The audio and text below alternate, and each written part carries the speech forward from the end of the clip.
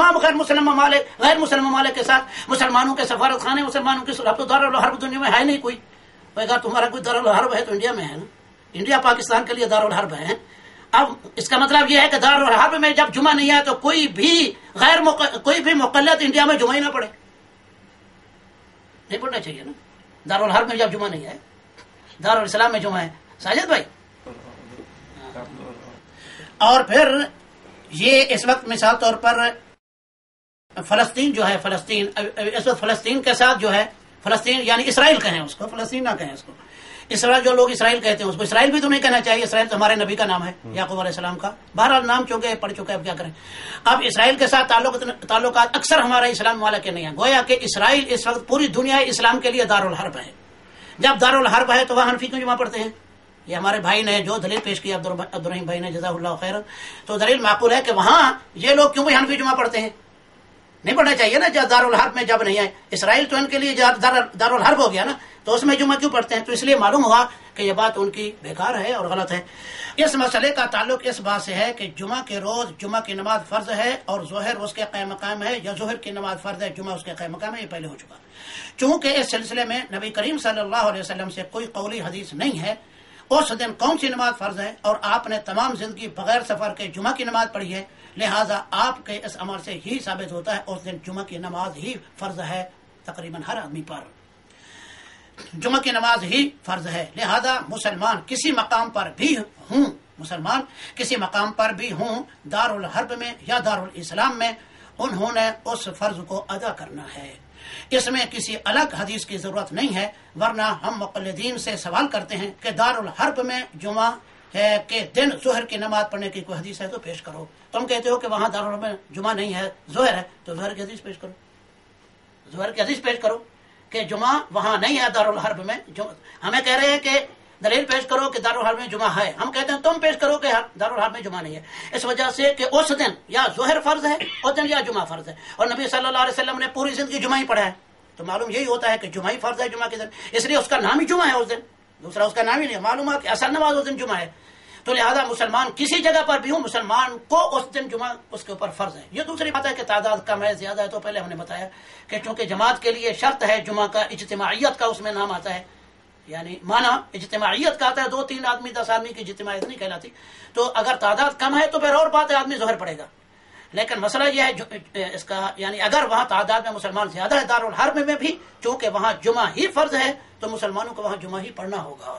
کیوں؟ اس وجہ سے کہ مسلمانوں کی نماز ہی اس دن فرض جمعہ ہے، اور اس کے خلاف کوئی دلیل نہیں ہے.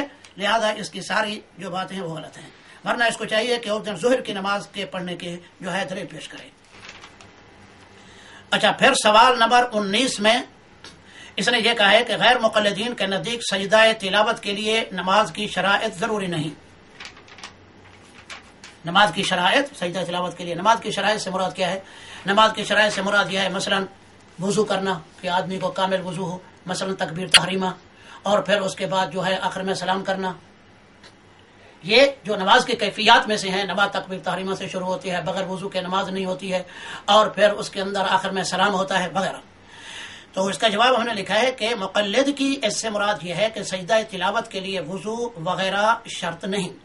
یہ ہمارے اوپر جو اعتراض کیا، اور یہ بات حق ہے. ہم نے کہا ہے یہ بات حق ہے کیونکہ سجدہ تلاوت نماز نہیں، اور وضو وغیرہ نماز کے لیے شرط ہے. اگر مقلد کے پاس اس کی کوئی قرآن و سنت سے دلیل ہو تو پیش کریں، ہم ضرور اس پر عمل کریں گے. ورنہ سب باتوں کے اندر، کیونکہ سجدہ تلاوت کے لیے تکبیر تحریمہ نہیں ہے، سجدہ تلاوت کے لیے سلام نہیں ہے. نبی کریم صلی اللہ علیہ وسلم سجدہ تلاوت کیا کرتے تھے، تکبیر تحریمہ نہیں کہتے تھے، اور کسی صحابی سے ثابت نہیں اور اللہ کے نبی سے ثابت نہیں کہ بغیر وضو کے انہوں نے سجدہ تلاوت کو ناجائز کہا. ایک عام سجدہ ہے، یہ عام سجدہ آدمی کسی حالت میں بھی قرآن کی آیت پڑھ رہا ہے یا قرآن کی آیت سن رہا ہے تو اس کو اسی حالت میں سجدہ کرنا چاہیے. سوال نمبر 20 میں اس نے کہا ہے کہ غیر مقلدین کے نزدیک اگر مقتدی کو سہو ہو تو اس کے اوپر سجدہ سہو واجب ہے. اس میں امام کی اقتداء واجب نہیں، اس کے لیے صحیح حدیث ضروری ہے. مسئلہ یہ ہے، اس نے اس مقام پہ یہ کہا ہے کہ یہ ایک فقہی مسئلہ ہے. اس میں عام ہمارے علماء اہل حدیث بھی اور غیر علماء حدیث بھی، مثلا جماعت کے ساتھ نماز ہو رہی ہے، یہ بات تو سب جانتے ہیں کہ اگر امام کو سہو ہو گیا، امام اگر بھول گیا اور مقتدی نہیں بھولے، تو امام جب سجدہ سہو کرے گا تو تمام مقتدیوں کو بھی سجدہ سہو میں شامل ہونا ہے امام کے ساتھ، اگر جو نہ بھی بھولے.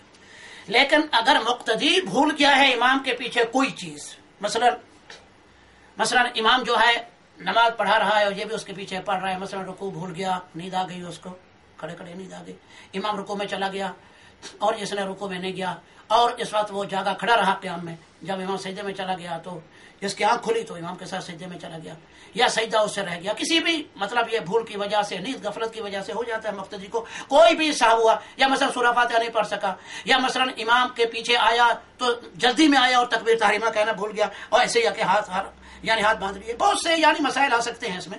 تو مقتدی کو کوئی بھی سجدہ سہو کی بات پیش آئی ہے اور امام کو سجدہ سہو نہیں ہوا ہے، تو کیا آخر میں مقتدی سجدہ سہو کرے یا نہ کرے، اس کے اوپر واجب ہے، امام کے اوپر تو نہیں، امام تو یوں سلام پھیر دے گا۔